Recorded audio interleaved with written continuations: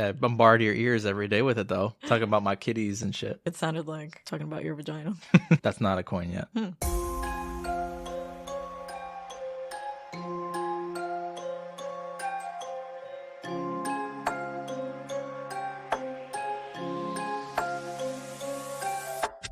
Welcome back to the Chicken Ass Scared podcast. Here with you as always, your hosts, Erick and Vivi. Today we're going to be talking about the 2012 film VHS, directed by several directors, including Radio Silence, Anna Wingard, Glenn McQuaid, David Bruckner, Joe Swanberg, and Ty West. But before we get into that, how are you, Vivi?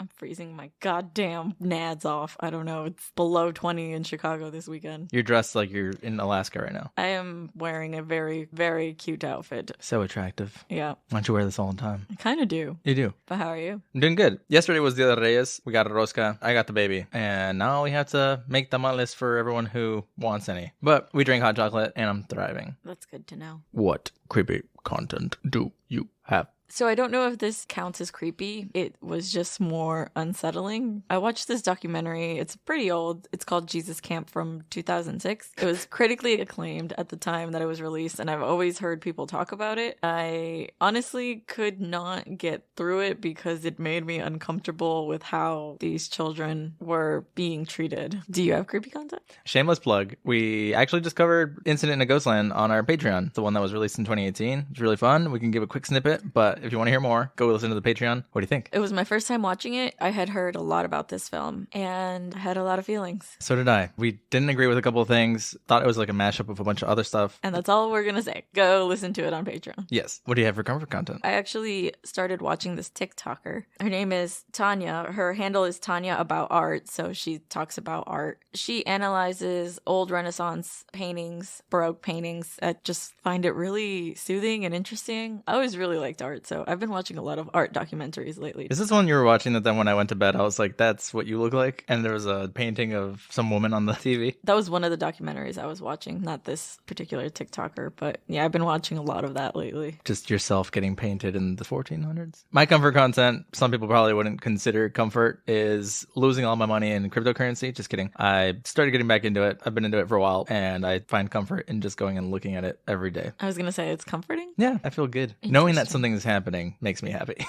I can't share this feeling. I don't know what you're talking about when you explain it to me half the time. I'm just looking at you like, okay. Anyways, today we didn't have a drink because it's really hard to make a drink for a shit ton of different little stories. Instead, what we did was get a beer or two. Some of the things we see in these shorts are pretty cool, so we got two for today. It was pretty difficult to find some beers that match this theme. We found a lot of creepy ones that we were like, this could fit it, but is it worth wasting on this film? Do you want to tell us which beer? Yeah, so we're starting with Temperance Beer Co.'s Basement Party. It's American lager. The can is kind of cool. It's not creepy. It just has a lot of like geometric shapes and arrows. You can make your way around a basement, it looks like.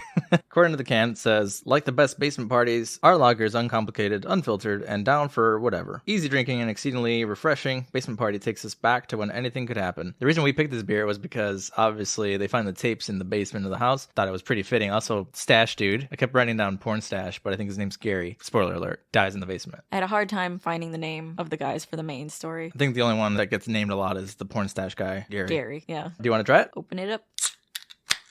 Oh my god. Oh lord. Erick spilled it all over. It's all over me now. I'm just going to smell like beer. Crispy. This is an American lager, but it smells very citrusy. Smell that. Oh, it does. Go ahead and try it. It's pretty decent. I would drink this if I saw it on tap. It smells very citrusy, but doesn't taste citrusy. I'd give it a 2.75. I know what you mean. It smells very strong, but it doesn't have the flavor to follow it up. It's refreshing. I would drink this in summer. I'd give it a 2.5. Cool. Average. It's not bad. It's not good. Okay, so the second beer we chose is called Saugatuck. Saugatuck. Saugatuck? Saugatuck? I want to say Saugatuck. Erick gave me the beer that looks like it's really hard to pronounce. Saugatuck Brewing Co. The beer is called Cottonmouth Crusher. It is a raspberry sour ale. On the cover we have what looks like a snake, but it looks very similar to the first short in this film, the succubus Lily. All the red also helps, reminds me of all the bloody scenes in that first short. So let's open it. This is super raspberry, E. It just tastes like a fruity sour. I don't think you're going to like this. It is what it is. It is what it is. I think I gave it a 3 out of 5. That is really sour, yeah. It tastes very much like a sour. I give it a 2 out of 5. But I just don't like sours, so that's the caveat. I didn't read the little thing. Do you want to read it? Yeah, so on the can it says, "Well, you may know that Michigan cottonmouth snake is a fairly common snake. We can guarantee this beer is anything but common. Cottonmouth Crusher is a tart and funky sour ale with raspberry overtones. Once you've been bitten by the delicious pierce of this beer, you're going to want to suck out all the flavor." Why is sexually? Yeah, I was going to say, why is that so sexual? The cottonmouth part is not what the point was. Thought. It was okay. They're talking about a snake. I don't know what this thing is, but both of these beers are brewed in the Midwest. Basement Party is done in Evanston, Illinois, and this one's done in Michigan, specifically Cottonmouth, Michigan. It just says made in Michigan. Side note, when we bought this one, the cashier kept making jokes about weed. So I'll be drinking that one. You can have the lager. Are you ready to hear some fun facts? Yes. The making of the film was interesting in that, according to the producer Brad Miska, the directors were told they had full control of their shorts, with little to no suggestions. The main story had already been discussed beforehand, while the shorts were basically used to fill in the gaps. Kind of makes sense. It wouldn't really need to be connected, other than that there are these fucked up tapes in this house. Yeah, the premise is interesting, right? The VHSs are just laying around the house. I could see how they have all their own creative control. I also don't know why in my head it didn't click that these shorts came from multiple directors. Thought it was maybe one director who just had a bunch of ideas and was making these, but multiple directors makes more sense. Yeah, it's kind of cool. The whole time you as the viewer are like, what the fuck is that? And what does that have to do with this one? And wait, what? What's going on in this one? What's the lore of that one? Kind of keeps you on the edge of your seat. The film premiered at the 2012 Sundance Film Festival, but almost didn't make it as it was submitted right at the deadline. The film was very well received and even got praised for being well put together. I'm surprised it was so well received. I feel like now this film wouldn't be that well received in 2022. Are you saying it because of the essay themes that happen throughout the whole film? There is so much boob in every single one of these stories. They said, do whatever you want, but make sure each one of them has boob. That's the only note. Because I don't want to say that I dislike this film, but I definitely had a different opinion of it when I watched it for the first time. Now there's so many more horror movies that are just on another level that you're like, this one, I used to think it was up here, now I would put it down here. Final fun fact I have, and this is probably going to lead us to watch something else. People loved Lily, the creature from Amateur Night, which is that first VHS, so much that a spin-off film was released in 2016 titled Siren that explores more of the lore of her character. Interesting. Yeah, she is definitely one of the more interesting stories in this collection. I like you. That's all she says. I like you. Very weird. Yeah. We should check it out. I don't think I've ever heard of this film, Siren. I've never heard of it either. Maybe we'll talk about it in the future in creepy content. Well, I think it's my turn to do a speed run, but it's not. We're going to do speed runs just like we did with Creepshow and talk about the overlaying story, which is the main theme of these douchebag guys finding this tape in this house, but we'll take turns doing speed runs once we go through each tape. I think we should do a brief, though. Go for it. Or no? I mean, no. Just because no. No. I was going to say no because you're going to get like the easiest brief ever. The brief is going to be like a bunch of douchebags find tapes in a house and get murdered as they watch each one. There you go. You just gave an overview.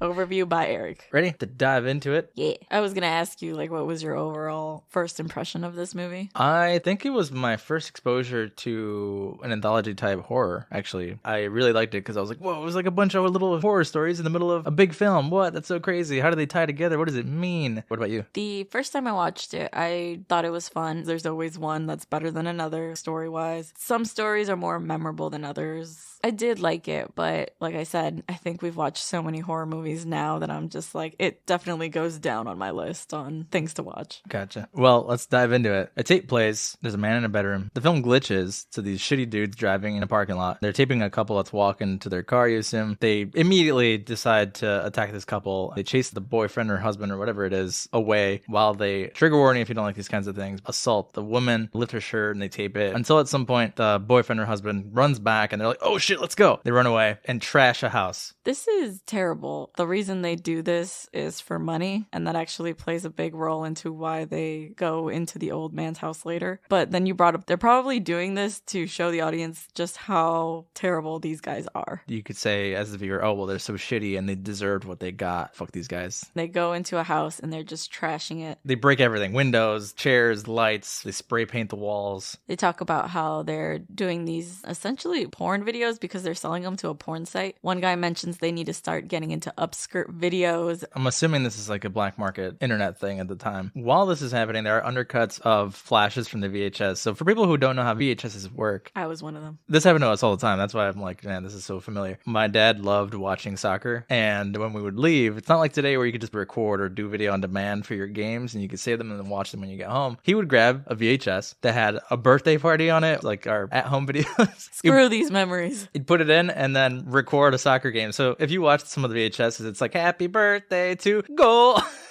You know?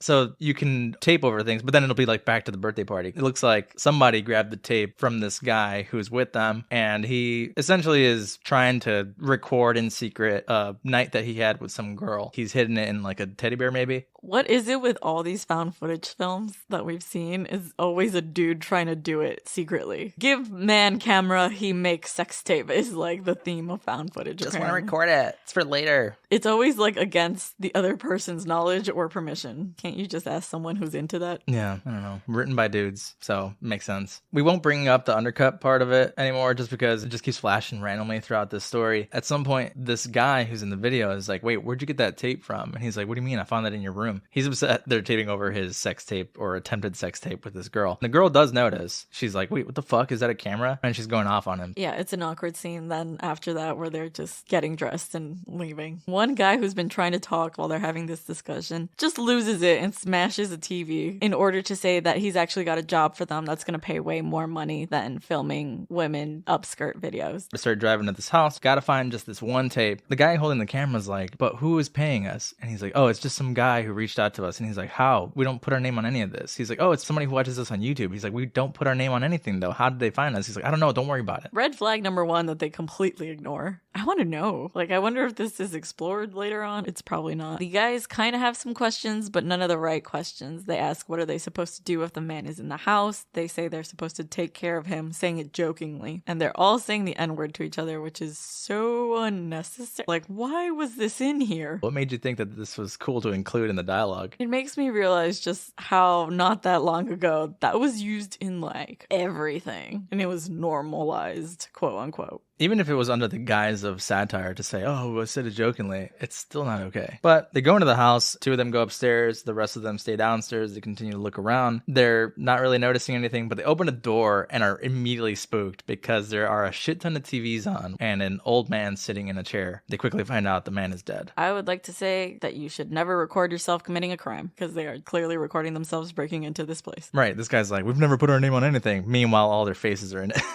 I know in the first scene they do wear masks, but at this point... But they continue recording, yeah. So does it matter? Yeah, these guys record everything, so I don't know. The old man is dead. They leave one of the guys in the room while the rest of them go check the rest of the house. He's not comfortable with being left with the dead guy. He really doesn't want to, but the other guys have decided that they're the ones that are going to go to the basement and search for the actual tape that they need. How uncomfortable. Also, I can't imagine it smells good. If this guy's actually dead, it smells like crap in here. You don't even know how long this guy's been here. No, and I would not just sit down and watch movies to try to distract myself. I'm going to be like, I'm going to go wait outside. What's more unsettling is the view you get. You get the view almost like you're the TV looking at the guy. He sits down in front of the TV and the dead guy is on the chair behind him. This is important because later there are changes in the background, if you will. This guy checks the VCR, notices that there's a tape inside one of them, ejects it, puts it back in, presses play. And we have our first tape. Do you want to start with your speed run? I thought it was your turn to go first. Oh, I guess it is. What do you get, 30 seconds? Yes. Go. Okay, so we're introduced to these douchebag guys. They have some glasses that have a camera in them. One of them is pretty dorky. The other ones are very clearly douches.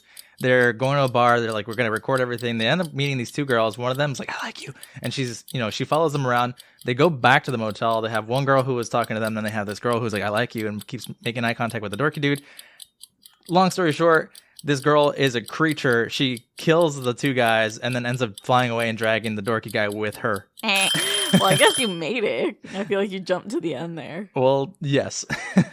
Well, yes, I did. Yeah, I was trying to beat 30 seconds. I felt like I gave a lot of detail in the beginning. You did. I was like, he's not going to make it. All right. We get introduced to these three dudes. One of the guys, Clint, is the one wearing the glasses with the camera in them. The other guys are freaking out, saying how cool the technology is. Basically, their goal is to record the three of them having sex with anybody. Anyone, anything. These are not great guys. No, I mean, the dorky dorky one seems to be off put by the plan. He's like, what am I doing? Right. The three dudes are clearly having a guy's night. They chug a beer. We get everything from the perspective of the glasses. The next scene we get is them in the car on their way to a club or a bar, and they're watching porn on their way there. While driving. The driver is the one with the porn in his hand. And they're like, we're going to find girls like this. And every girl they pass, they make a comment about. Like, these dudes act like they've never, ever seen a vagina in their life in person. We get scenes of them at the first club, talking to women, dancing. We guess they strike out there because the next scene is the second club. And this is the first time we see Lily. She kind of stands out from the rest because she's wearing a very light colored dress. The point is that you notice her watching the guys. She also seems very uncomfortable. Like, she doesn't like being there, but she is. Like, socially awkward. The dudes are pounding down drinks. One of the girls they meet at the bar is named Lisa, and she seems to be getting along with Shane. As the night progresses, we see them continue to drink. Lily approaches Clint while he's getting drinks, and Lily's like, I like you. And he's like, what? Oh, are you having a good time? And Lily's like, I like you. And she mumbles a lot of other things you can't really hear. I think her character is made creepier because we're watching this through the perspective of Clint, who is very intoxicated. He can't hear her. He can't make out anything, and he's swaying, so it's blurry as you interact with her. Patrick also tries to hit on some girls. It looks like one is kind of interested, but because he's in a drunken state, he picks her up, and we assume he drops her? Yeah, because the bouncers kick them out right after. The two guys are making fun of Lily because she's on the ground by the tree, and they try to approach her, but she gets away uncomfortably and is disgusted by their presence. Specifically, she really does not like Patrick, and that's evident from that first scene on. But not knowing that the party is over, the guys all pile into the car. They start doing cocaine in the car. Lisa makes a point to say that she is there with them because she wants to be, not because these guys convinced her to. Because I think Patrick says something douchey, like they kidnapped them or something. They finally make it back to the hotel, and Clint looks like he has a minute in the bathroom. You know, that minute where you realize you're more messed up than you thought in the mirror? Do I know that? No, I never go look myself in the mirror. I've never had that moment. I've had this moment. You take a minute to go to the bathroom and you're like, oh no, this is not okay. Back in the room, the guys are being obnoxious and rowdy. Shane just starts making out with Lisa right then and there. They're all hanging out in one room, so I think it's kind of awkward that they're just trying to do it while everyone's still there partying. I think it was the plan from the beginning. Patrick is just sitting on the couch, and because they assume Lily is with Clint, Patrick's just like, I'm gonna watch. Lisa passes out. Patrick starts to laugh. He's like, hey, she's not even awake. Clint's like, yo, dude, she's drunk. That's enough. Shane starts to like slap her and is pissed. This is a weird take. It's like they're trying to say they're not as douchey as they could be because they're not trying to have sex with her while she's passed out and drunk. But they're still douches in the beginning because they were trying to do this from the get-go. So it's not like they're any better. This whole situation is fucked anyway. It's like the bar is set pretty low and they barely passed the bar, but it's still set pretty low. There's 10 pounds of shit and they're still beneath it. Yeah. The thing that is so annoying about Patrick is that he keeps laughing, just laughing at everything that's going on, to the point where Lily, annoyed with him, like hisses at him. Turns to Clint and is like, I like you. We should go. We should go. And he's like, what? You want to go? You want to get out of here? And she's like, we should go. However, because Shane's date has passed out, he has now turned his attentions to Lily and just immediately starts making out with her. Looks at Clint seriously and is like, yo, we doing this? Clint approaches to record and watches as Shane and Lily make out, and Lily's making eye contact with Clint the entire time. Shane pulls her dress down all the way to her feet, and the emphasis in the scene is that her feet look creature-like. They don't look normal. And I think Clint tries to say something. He's like, wait, hold up. Do you see this? And they're like, fuck you. Shut up. It's very creepy. Creature of the Black Lagoon style. Clint, getting more and more uncomfortable, leaves. But before leaving, he notices that Patrick is trying to join in and is taking off his clothes. We hear Lily say no, but at that point, Clint has turned his back and is in the bathroom already. While Clint is kind of collecting himself in the bathroom, Patrick bursts in saying that Lily bit him, and we see this kind of gash in his arm. It is not a typical bite. No, it's ripped out from like the bottom half of his fist. They look outside and they notice they're still making out, and Shane's like, don't worry about it, it's fine, chill. What do you mean chill? She fucking bit a chunk out of his hand. They go outside to confront confront her, Shane's like, it's fine. She's still on top of him, but you can't really see her. Her back is turned to the camera, and she's got like these marks down her shoulder blades. Kind of looks like bruising. Patrick approaches and is like, why'd you bite me? She turns and hisses, and her face is completely split down the middle. That's when she slashes at Shane, and they all fucking freak out. So Clint runs back to the bathroom, leaves them there. Patrick follows. They're like, what do? They open the door. They see that she's eating him or whatever. He's screaming. It's funny because she covers his face with her foot. Yes, definitely part of the thing that they use to make her creepy is she's kind of like a contortionist. She moves her body very oddly. These guys also just left Lisa passed out on the bed. They do not even care about her at this point. I don't think that Lily cares, though. Well, if she's a succubus, I think they focus on men. Makes sense. They peek out again, and this time Lily has levitated off the bed with Shane's body and is just continuing to eat him. They freak out, close the door again, and this is when, in their panic, they grab the shower rod to try to defend themselves. They run out to try and confront her, and Patrick is immediately attacked. Yeah, he hits her with the bar. It does nothing. She catches it, but before he attacks her, she's standing there with her arms behind her back, almost like a ballerina. It looks very beautiful. It's like a pose. Very posed. What do you call it? It's like a word in the animal kingdom, flexing for a mate, you know what I mean? Peacocking? She's like stretching to show her beauty. That's kind of the way I took it. I thought it was nice. Yeah, I thought it was beautiful. Nice. I would have let her murder me. Yeah, maybe. But Clint freaks the hell out, jumps over the beds, tries to wake Lisa up. Lisa doesn't respond. Finds Shane's dead body, peeks around the corner of the bed, notices that Lily's drinking his blood, it seems like. She's biting out of his shoulder. She's also got her hand in between his crotch. You didn't really see this in the beginning, but then she lifts her hands up and then throws his balls and dick on the ground. Yep, she has ripped it off. She really hated this guy. Oh, yeah. She didn't do that to Shane. I think Shane's still kind of intact against the wall. I mean, he's definitely dead, but he still has his balls. Does he? We don't know. Good point. She immediately throws up. That's how you know she doesn't like Patrick, though. She doesn't like him so much that she eats him and still throws up. I like this lore of even succubus having standards. Like, he's too trash for her still.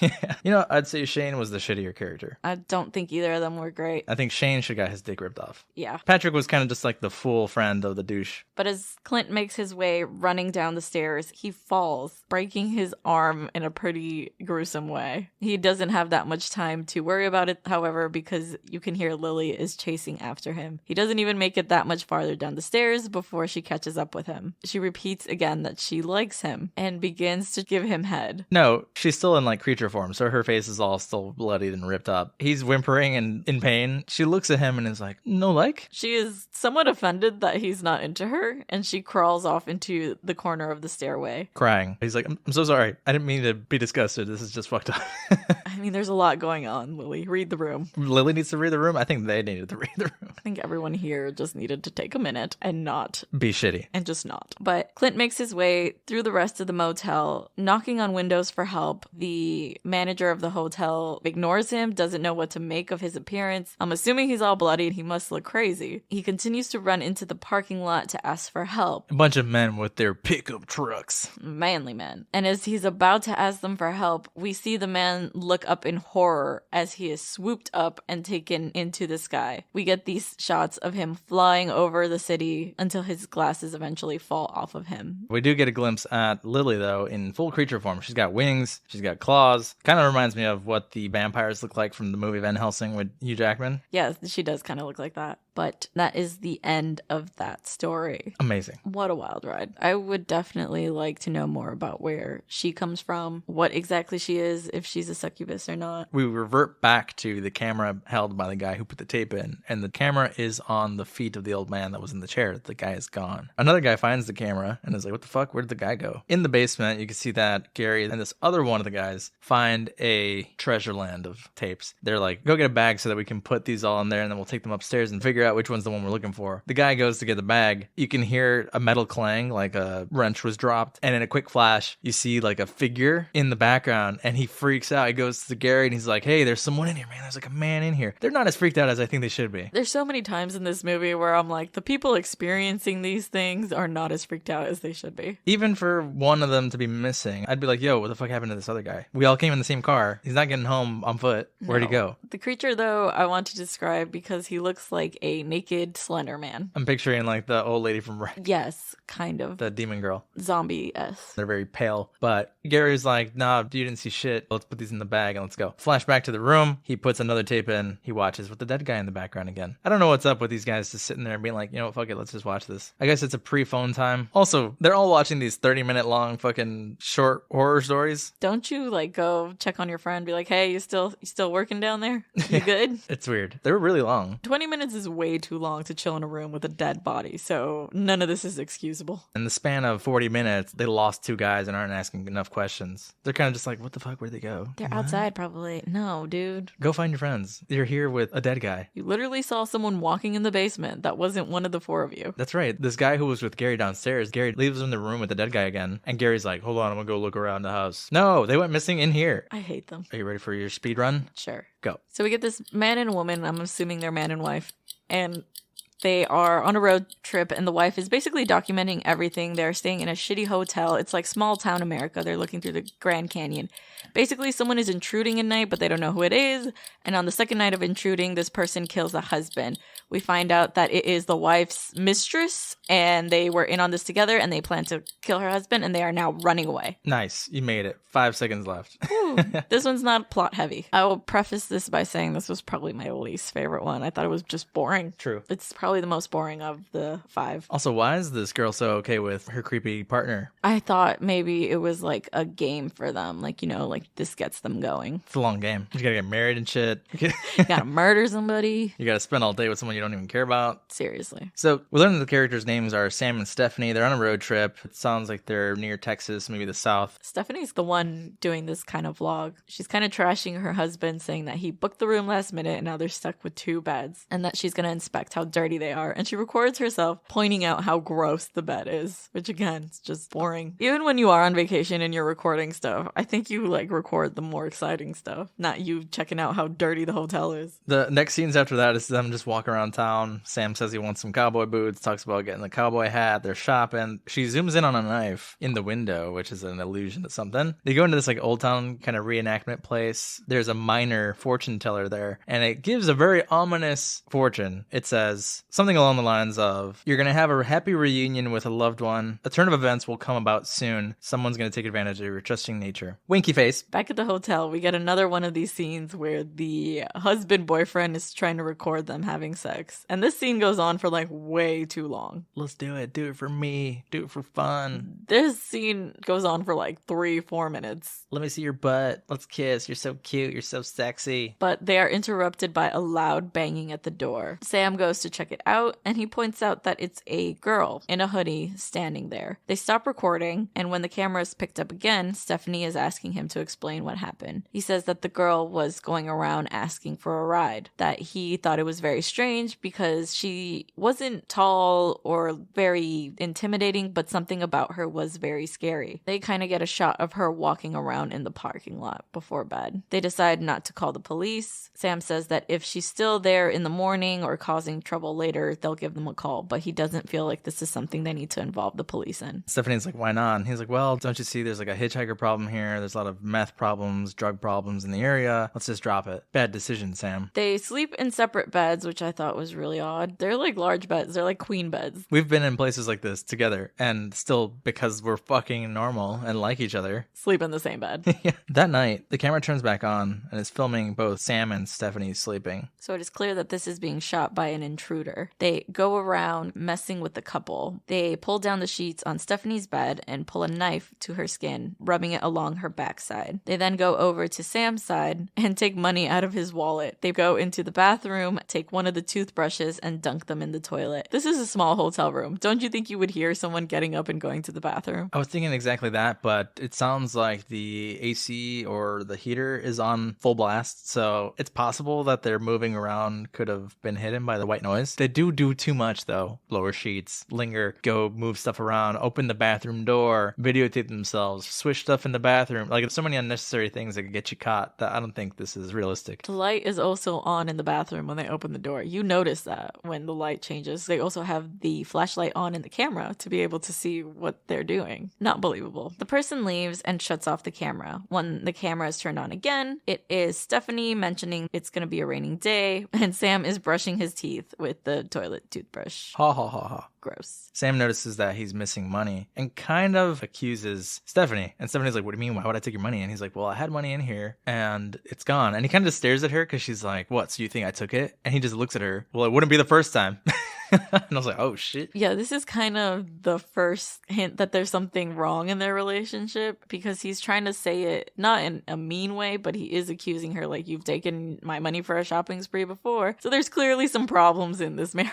The next couple scenes are them going around this canyon. Okay, if you were planning on killing the husband in the first place, why wouldn't you just shove him off the side of this canyon and say it was an accident? This whole elaborate plan to kill him in the middle of the night in the same motel that you were in, I mean, you're gonna get caught. If you're missing, they're gonna find you. But after a fun day at the canyon, they're back at the hotel room, and Sam is mentioning to Stephanie that he wants to stop at Vegas on their way home. She says, we could do whatever you want to do, and he's like, well, I do want to stop at Vegas because I am feeling lucky. The camera shots off because they are going to bed. The camera starts up again. Camera's on stab. Stab mode.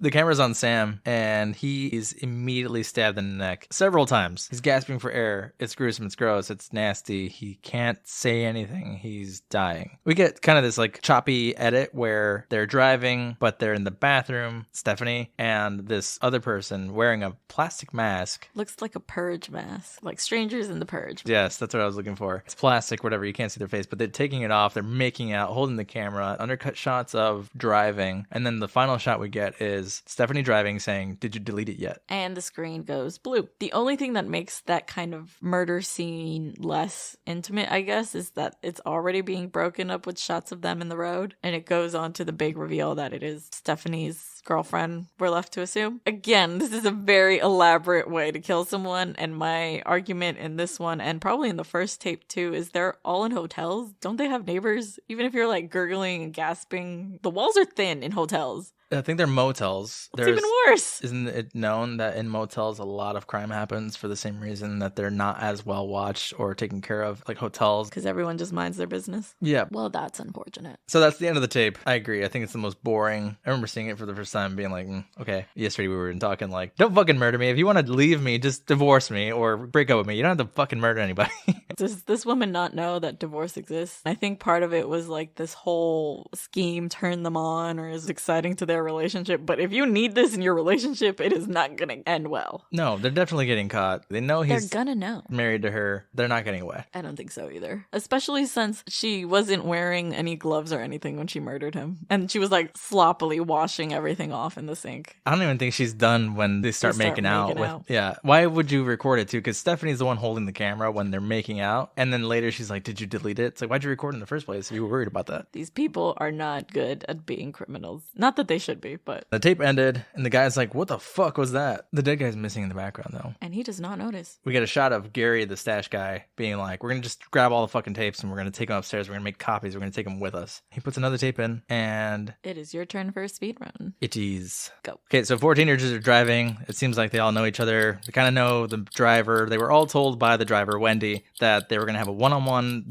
day out. And this third guy named Spider, who was kind of just like, I want to have fun with you guys. They go out to this area. It sounds like it's a lake or camp or something like that. Wendy's been here before. She starts saying all these like weird, ominous things that are like, didn't you hear before about the people who died last time? She ends up revealing that she brought them all as bait. The girl who's with them and Spider get killed by this glitchy dude. Fuck, what? That was so fast. It was 30 seconds. Well, shorter than the first time. The first time I felt like it took forever.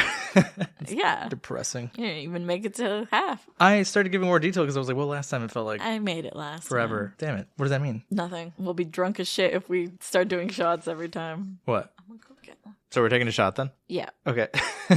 I mean, I guess if you're going to twist my arm. What shot are we taking? We are taking soju. It is one that I saw on TikTok, so I had to buy it. It is yogurt flavored. It's delicious. Cheers. Oh, no. Please make the other ones. I actually like sipping this because it's not harsh. I thought it was going to be like where it's overwhelmingly sweet at the beginning and then you get the bitterness of a shot. It's not. It's just good. It doesn't even taste like it has alcohol in it. Does this have alcohol? alcohol in it? They asked for my ID. Watch, it doesn't. It does if it's soju. It's a little baby bit. It's like a wine. 12%, yeah. Good, because I still want to be coherent by the end of this episode. From Seoul, Korea. Anyway, we start off with these 4 teenagers again driving in a car. One of them seems like the girl who cares about looks and stuff like that. There's the douchey dude who's there with Wendy. Wendy's the driver. There's this 4th person, Spider, who seems to be like a dorky kid. He's kind of like the fool type. Yeah, they all definitely fall into those tropes. So, dumb teenagers, they scare a hitchhiker and they like honk. They don't even scare him. They're like, look, let's scare this guy. And they just drive past this dude walking on the side of the street and honk their horn. I'm like, they didn't do shit. That guy probably was like, what's wrong with them?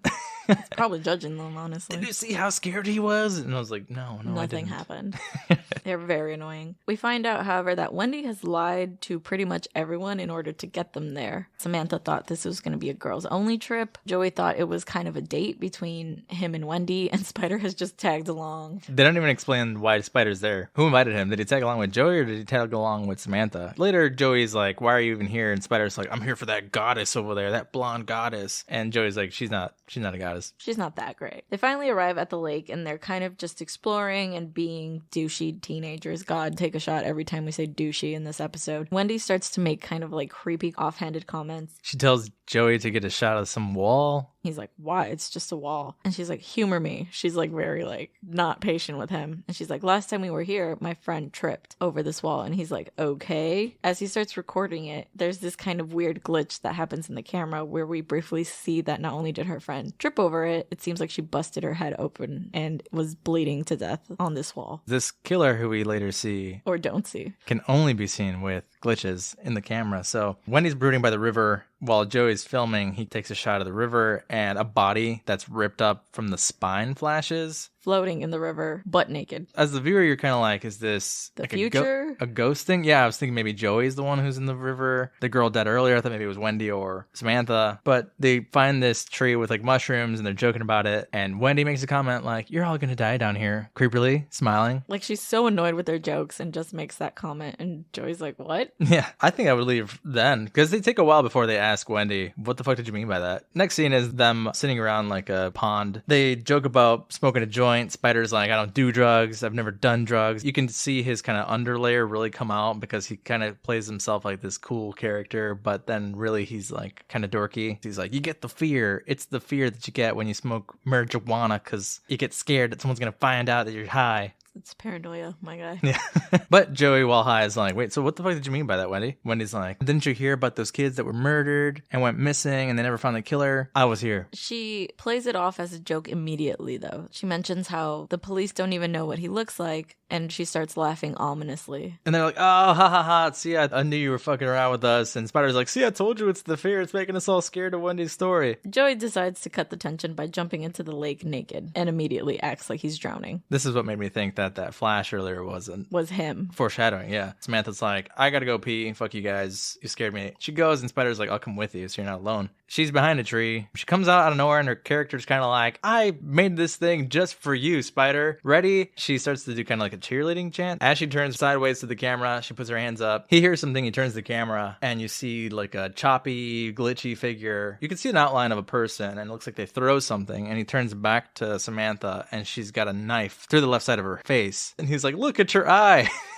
She's like, what the fuck? And dies. What an odd comment, because even if she didn't have a knife in her, she can't look at her own eyeball. No, it's a pretty fucking gruesome death, though. For it to shove her eye out, yeah, it's pretty graphic. Immediately after Spider's also killed, he's shoved to the ground, and then his face is just smashed with a knife. Yeah, it's also a pretty gruesome death. All these deaths in this scene were pretty gruesome, except for Joey. I think Joey's got, like, the least. He only had his neck slit. It's not that big of a deal. Just kidding, it is. While Joey's getting dressed again, Wendy's like, let's fuck, out of nowhere. And this adds absolutely nothing to the story. The only thing I can think of is that typical horror movie trope. When her other friends were killed, they were probably having sex, so she thinks that having sex is the best way to draw out the killer. Have sex if you want to get murdered in a horror movie. She aggressively tells Joey, let's fuck. Don't you want to fuck? Let's do this. Joey's uncomfortable and he keeps asking where Sam and Spider is. He's finally caught on that this just kind of feels weird. And this is when Wendy chooses to confess her motives. She actually brought them up there as bait. She tells them that she was up there a while ago with her group of friends, that this sicko came and murdered all of them, and he was very brutal. There was blood everywhere. The lake was run red with blood. She gave the details of the murder to the police, and they did not believe her. She said it was hard to describe him, and it was hard to catch him. The case just went cold. Joey's freaking out. He's like, wait, what do you mean? You were serious about the murders? In the background, you could see the screen starts to increasingly get glitchier. A figure approaches with the glitches. Joey is basically trying to tell Wendy that nothing's gonna happen, that she's crazy, and everything's gonna be fine. She quickly says, now I'm back for him and I'm ready. His neck gets slit immediately. And you see it coming the whole time. She says nothing to him. So it seems like Wendy's set up traps and has been preparing this for a while. It kind of doesn't make sense because if she came back here to set these traps, wouldn't this figure have seen her do them and true. Killed her? I didn't even think of that.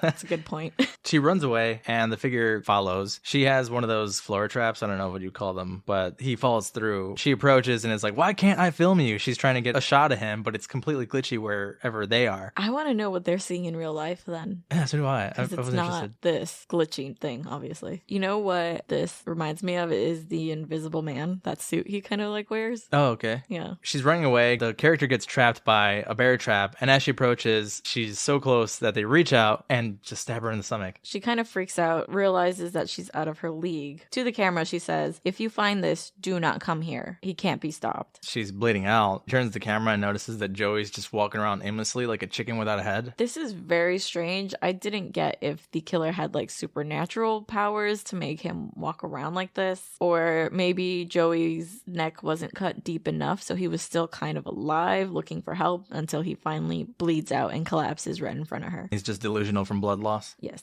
The glitch approaches, she freaks the fuck out, but it's all for show because the creature gets hit by this floor trap, flips up against them, and it's got spikes on it. It's almost like a pallet. It looks very medieval. She approaches and she's like, I got you, you asshole. I finally got you. The glitching increases heavily as the character looks to be struggling to get out of the trap. You're like feeling the panic that Wendy is feeling because she's like, yes, I did it, but oh no, is it getting out? It does get out. The guy takes the camera and starts just bashing her face in with the camera, grabs a knife, slits her stomach, pulls her intestines out, and then just fucks with them. Like, just flails them everywhere and then just drops them. It is a brutal death scene, and the last clip we get is her just thrashing violently on the ground. This one bothers me because I think it has a lot of potential, but the acting was not good, the dialogue was terrible, and they relied very much on having a cool monster, but it could have been so much better. Yeah. So the tape ends. The guy who was watching the film is missing, and the dead guy is back in the chair. Ominous. Gary and the other guy come back into the room and they're like, what the fuck? Where are these guys? Why are they missing? What happened? I'm gonna go look for them. You stay here and check the tapes. The guy's like, what the fuck? I don't want to stay in here with this dead guy. Who knows where they are? 2 people have now gone missing because they stayed with the dead guy. You could just yell from the room and be like, yo, where the fuck you guys at? If nothing happened, they'll answer. Exactly. He gets left behind, puts tape 4 into the VCR. Are you ready? Damn it. I thought it was your turn again. Go. We open on this couple that is FaceTiming. We learn that the girl's name is Emily, and I don't think we ever get the guy's name.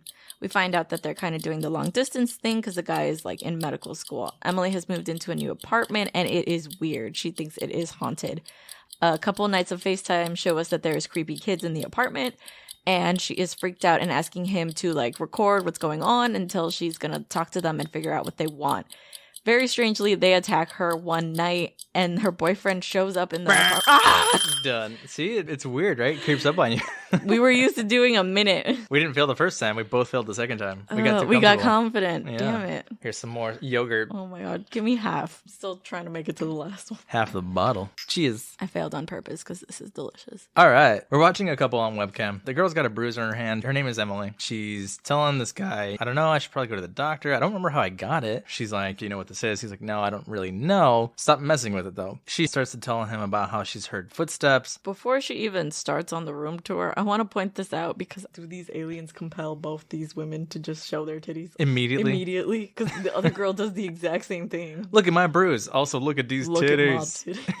Yeah. She's like, listen, I never thought I'd be this type of person, because she's complaining about work. But she's like, could you just support me when we get married? And he's like, you got to make it worth my while. And she takes off her shirt. I found this scene funny. Again, somehow these directors found a way to work boob into every single one of these shorts. I get that these are couples, they're long long distance. They're doing sexy time over Skype. Sure. The other ones are the ones where I'm like, because in the other one, Joey just zooms in on Sam's boobs and stuff. So, But no one got naked in that one, except for Joey. except for Joey, Which saw some man boob. equal opportunity. You don't Equal really- opportunity boob. After she tries to show him the apartment, she tells him there's got to be something. And he's like, how would you even know there were footsteps? You were asleep. Bitch, stop asking me these questions. I heard footsteps, okay? Fucking gaslighting me, right? Yes. Her response to this is to tell him that the next time it happens, she is just going to call him so he can kind of hear along with her what's going on in the apartment. She calls back at night. She's like, do you hear that noise? He keeps saying like, no. He doesn't believe her for anything, even though it's clear that something's happening. You can definitely hear like someone else is in the apartment. She shows him around the apartment at night, but she doesn't have a flashlight or anything, and they don't really see anything going on. She goes back into her room, leaving the door open, and she explains to her boyfriend she's felt weird and had weird experiences ever since the first time that they were separated from each other. So you get the idea that they've been in a very long-term relationship. She says that every time that he's away is when she starts to feel very strange paranormal things happen. As she's explaining this, a kid runs into her room and runs back out, slamming the door. Creepy as fuck. I would shit myself if I saw this. I hate this. I was sitting by our hallway when we were watching this one, and I like kept being like, what's behind me? It was Elvira making noise in the hall, but still.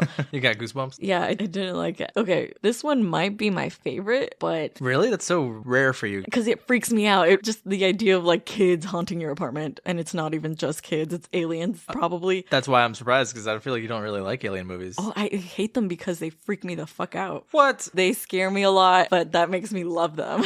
The Fourth Kind, when I first saw that movie, freaked me out to my core. Point is that this is probably my favorite one. Kid's fucking creepy. The guy does not get nearly as scared as he should be. He's like, whoa, that was crazy. She isn't either, though. She's kind of like, oh shit, gotta ask the landlord if someone died here. He's like, don't do that. They're probably gonna get annoyed. Yeah, they're just way too calm. You're telling her a lot of no's, like don't do that, but you're not giving her enough solutions, sir. You really aren't helping. He talks to her like she's a child. He does. It's nighttime again, and they hear noise. It's a dark room. He's like, do you see anything? Do you have a flashlight? She's like, no. However, she does have a camera, and she is using the flash of the camera to light the room. I would be turning on all the fucking lights. No, there is no need for a camera. I don't want to see these children. Do lights not exist in her apartment? She can't afford lights? That's really sad. She's trying to catch them. I wouldn't be trying to catch them. I'd be like, get the fuck out and start turning on all the lights. In the flashes of the camera, one of the kids appears again. She runs into her room, freaked out. She asks him if he recorded the video, and he's, oh no, sorry. And she's like, what the fuck, why not? And he's like, well, how was I supposed to know that I was going to see something? You saw something the night before. He stays up with her. She's like, I'm going to talk to the landlord. It's the next day. She's like, I talked to the landlord. The landlord basically said that no one died here. There were no kids who lived here. It's always been college students. So I don't really know what's going on. The entire time she's saying this, she's not really looking at him. You could tell that she's messing with her arm, but you just think she's rubbing it again. He asks her, what are you even doing with your arm? She pulls it up to the camera. She has a set of tweezers digging in there, and not like a small tiny hole, is giant. Make the OK symbol with your hand, and that's about as big as that shit was in her arm. This girl's real chilled with the tweezers, like, look, I don't know, I feel something in there, and it's deep. He then gives her instructions to stop digging at it because she's about to pull out what looks like a meat fork, I think. I don't know if that's the name. It's very sharp, it's very scary, and she says she's about to use it to go to town on her arm. And this is when he talks to her like she's a child, telling her that she should not do this. Although I agree that he should talk her down from this, the way that he talks to her is the problem. She kind of looks like a child that has just been yelled at, and he tells her to put some alcohol on it and bandage it up or it's gonna get infected. No, she needs to go to a hospital. That is gonna require stitches. It's deep. It's gonna hurt. I don't know how to dress wounds like this, but definitely alcohol and bandage is not enough. It's not gonna be enough. My nurse literally put in my infusion wrong the other day and my arm bled out like crazy.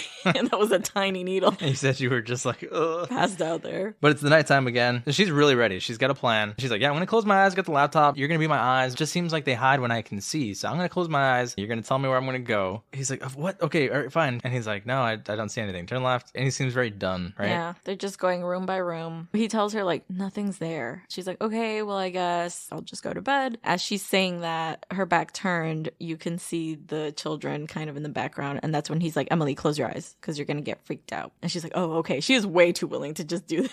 Yeah. And that is when the children appear. They are very strange because in night vision of this camera, they look like they have hollowed out eyes. They look like ghosts. But when the light of the webcam is on, they look like regular children. They just look like some kids who broke into the house. As she sees the children, the webcam turns to static. The next clear scene we get is her lying on the ground with the children sitting next to her. Someone enters the apartment and we find out it is the boyfriend. It's like he leaves a room that was in the place in the first place, right? Like he was hiding in her closet the whole time or something. Yeah, she's like, I hear voices. It's him. It's me.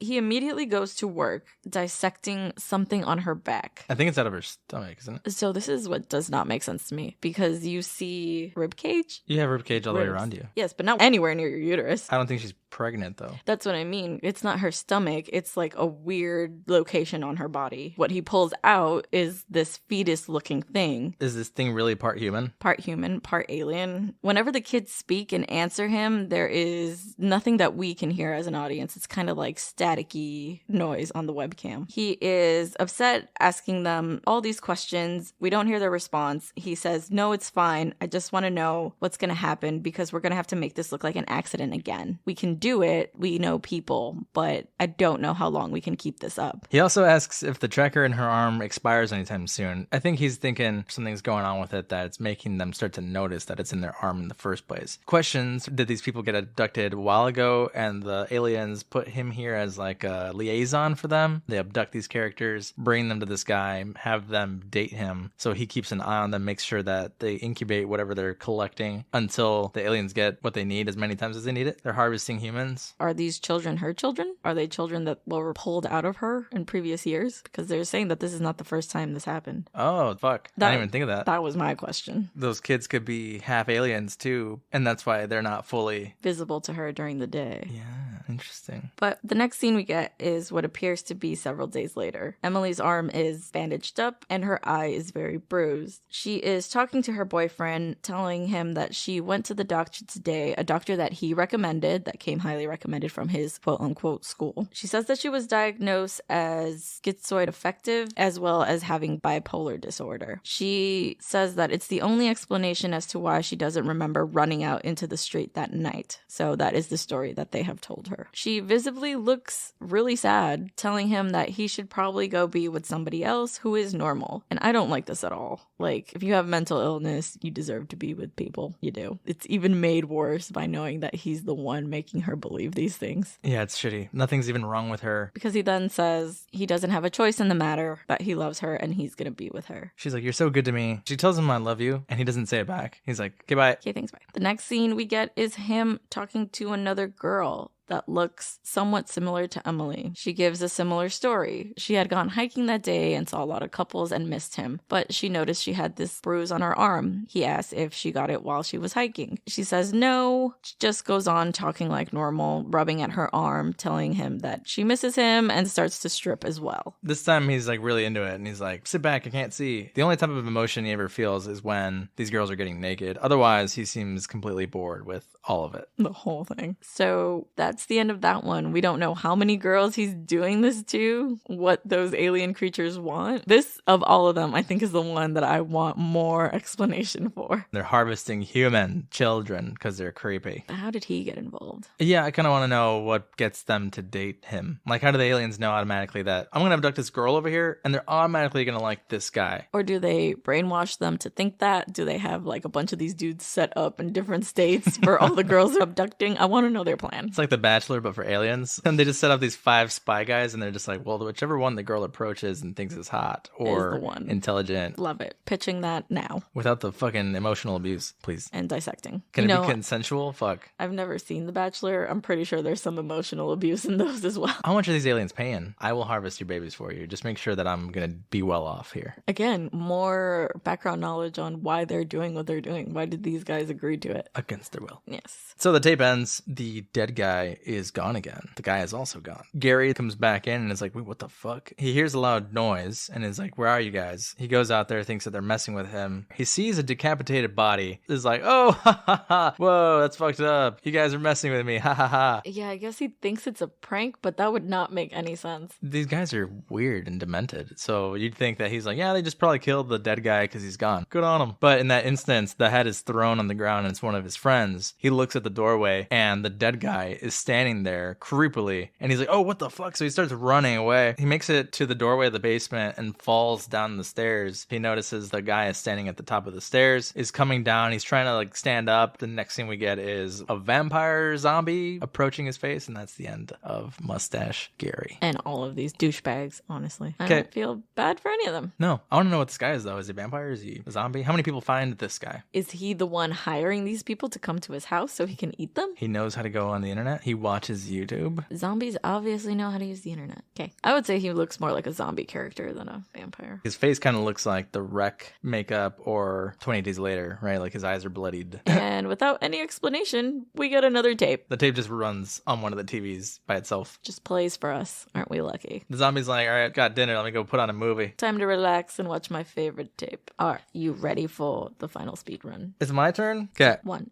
2, 3, go. This group of friends, it's like 4 of them. They are planning to go to a Halloween party. They get dressed. They show up at this random house. They can't find people around the house. They start exploring, not minding their own damn business. They go upstairs. There's like people who are torturing a woman, and they try to join in. The people notice them. All hell breaks loose in the house. There's like ghostly hands coming out. The doors are closing. They leave. They take the girl with them. This girl disappears in the car. The car stops working. The girl stands in front. She stares at them ominously, screams.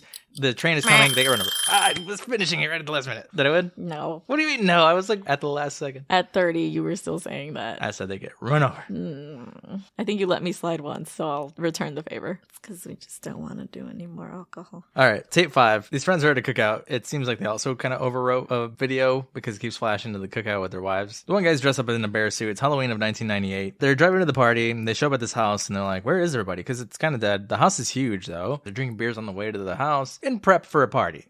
Because it's very clear that one is not happening in this house and they're still trying to figure out a way to get in. They go around the back. They just enter. And even when they get in, nobody's there. Yeah, I would have left. That's what you're supposed to do. However, it seems like whoever throws this party turns it into a haunted house because they're comparing it to last year's haunted house. This is clearly not the house. It's clearly not that. They go into the house and they're like, this party sucks. The lights are flickering and they're like, oh, what a shitty haunted house. One of the guys stays behind as the guys explore one of the rooms and he notices a rumble on one of the pieces of furniture. And when he turns around, there's like a stairway in the distance and there's a shadowy woman. She looks like she's from The Shining. Yeah. She's dressed like one of the twins. And when the guys came out of the room and they're like, oh, what a shitty effect of the hands coming out. I thought we weren't going to see this as the audience because it was like low budget. And I was like, oh, what a cheap way to say that something scary had happened off camera. Might as well not even mention it. Yeah, because they do show it later. The guy who's holding the camera enters like a black and white room, or the lighting is kind of adjusted so that everything looks like it's black and white. But as he turns the camera, there's a mirror on the wall and he sees a woman sitting in the chair across from the mirror. When he turns left, there's no one in the chair. So he's kind of like, wait, what the fuck? He turns back to the mirror and sees nothing again. He doesn't really have time to be freaked out about this because his friends are egging him on to come explore another room. Also, if I saw that, I would not want to be alone. So I would also go find my friends. He doesn't even know if he's seeing things. Like he's getting spooked by little stuff here and there, but it's almost like he doesn't even have time to worry about it. So this is what bothers me. And it's something that bothered me in Rec. You have a camera. Rewind and see what happened. In Rec, they did it for a scene that didn't even matter. And then later didn't do it for a much more intense, scary scene. If you saw a ghost, you could clearly rewind and be like, here is the evidence. I guess it's difficult with like a video camera because those things were huge. If you recall, they weren't the little small handhelds that you can carry now. They were these giant over-the-shoulder things. Especially since it's 1998. Yeah, the camera might not even have had a screen to play back, now that I think about it. That would make more sense. So our entire argument, invalid, I guess. The guys start to hear noise upstairs and they hear some chanting. It's praying, it's scriptural-like. Like power of Christ compels you. The guys start to go upstairs and like, oh shit, there's something going on. It's the haunted house. Some actors. Yeah, they're excited. It's this group of men and they're like torturing a woman who's tied to the ceiling in the ground. The men are yelling and they're like, cast him down, cast him down. And the group of guys is like, yeah, cast him down. I found this scene hilarious because they're chanting thinking that it's a haunted house, and the men are like, what the fuck? What are you doing here? And they quickly realize that this is not a haunted house. Yeah. So awkward. As they're yelling at them to get out, one of the guys in the background, it's like something grabbed him by the neck and lifts him up into the ceiling. The deaths here aren't really that crazy. It's like everyone who gets pulled away is just choked and then just thrown. Pulled into the darkness. Yeah. Everyone goes into panic. One of the guys tries to untie the woman. They get her down. More men who were there are starting to get choked and thrown into the ceiling. As they're running down, chaos ensues. I really like this effect. I remember this being a very memorable ending. There's like handprints smashing the walls. There's like a doorway that's like off its hinges floating in the background. Dishes floating around. It's very like Haunted Mansion, you know?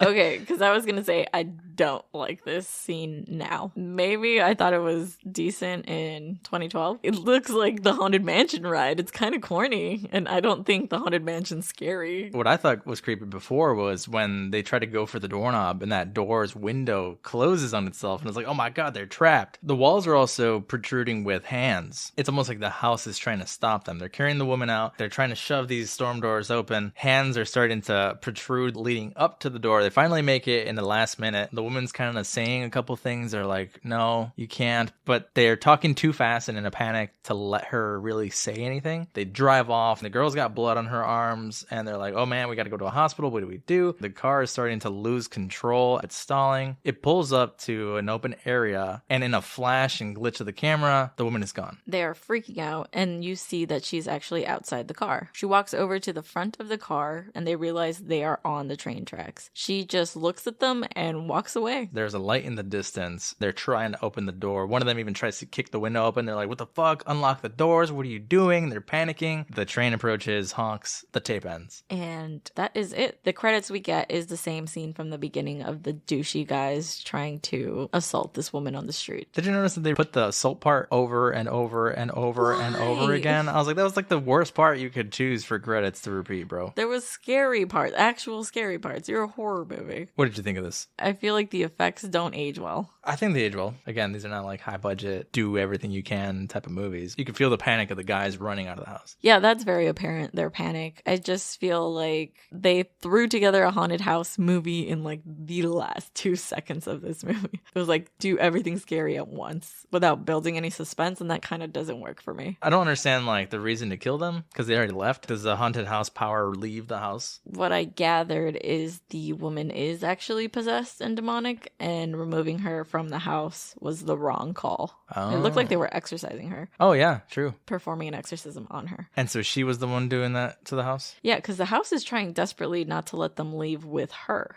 So the house is good? Is attached to her in some sense. The house is the good guy in this situation. Plot twist. It's like Casita in Encanto. But dark. At the same time. No, this one doesn't work for me. What did you think of the whole film? I, now seeing it years later, feel like this is a very dude bro movie. It is centered around a lot of guys being douchebags or doing things that gets them killed because they're douchebags. It shows so much boob for no reason. It like focuses heavily on like slasher tropes of 80s movies, the sex part. Like I feel like that part's very prominent in these. Not so much the part that makes them great, which is like decent kills and actual scares. Definitely for me, the best ones were the first one and the alien human hybrid one. How about you? I like a lot of them. Amateur Night, which is the first one with Lily, is fun. I do really like the one with the Jason style glitch monster. What do you give the film overall? So I don't think it's scary. The thing that scares me is like people in your house. That's the one that freaks me out the most. But I want to give it a 6 out of 10. Cool. I'd actually give it a 5. Wow, I thought you were going to go higher because you really liked it when you first saw it. Yeah, I did like it, but it's not as scary as I remember. The 5 isn't to say like it sucks. It's just kind of like average. I wouldn't bring this any lower than 5. It's like a stupid one. Like you could just turn it on and not think about stuff and be like, oh, that one was dumb. That one was scary. That one was cool. I think it's hard to rate the film overall when you can probably rate each individual story. For the slasher one, I'd say 4. For the alien one, I'd say 1.5. You'd probably have some that are 5s, some that are 1s. That's pretty much it for this month on found footage films. What scared Loki about this movie? Nothing. I was actually surprised, but this will be our first What Made Loki Comfortable. We were hanging out with him on the couch, and Elvira and him sort of cuddled. Yeah, they haven't exactly gotten along yet, so that was a big step for them. So it's Loki's first comfort content. Yeah, I'm sure people love to hear what made Loki happy, not always what frightened Terrified him. You want to tell us about it, Loki? Sounds good. We hope you guys finally get along. It's about damn time. Y'all live in the same house for the last, 3 months. Yeah, I was about to say 4 months. Feels longer. Get it together. But is that pretty much it for us here? Yeah, we have some new Patreon shoutouts. I want to say thanks to Jordan. Cheers. Thanks so much for becoming a new patron. We also have a Nightmare on Fear Street who decided to join our Patreon as well. Cheers to you guys. Thank you so much for the support. We love you guys, and we couldn't be here without you. If you aren't currently a patron, don't forget that you can get a new episode every month. We just did Incident in the Ghostland. We also posted our drink video, so go check it out. Printed a bunch of baby heads. Go find out why on the Patreon. We also have a Discord for the show. We're trying to build a community over there, and if you really want to talk to us and share what you're watching, share what you're drinking, you can join us on Patreon and join our Discord. But as always, we hope you guys had a good time here with us. You can follow us pretty much anywhere at Shaken Not Scared Pod, except Twitter. Twitter is Shaken Scared Pod. You could send us an email at shakennotScaredPod@gmail.com. Listen wherever you get your favorite podcasts. Give us a follow. Check out our drink videos. Make sure to like them. They're really cool. I really liked our Paranormal Activity video last week, so go show it some love. Be sure to like, rate, review, all that good stuff. Okay, thanks. Bye. Bye.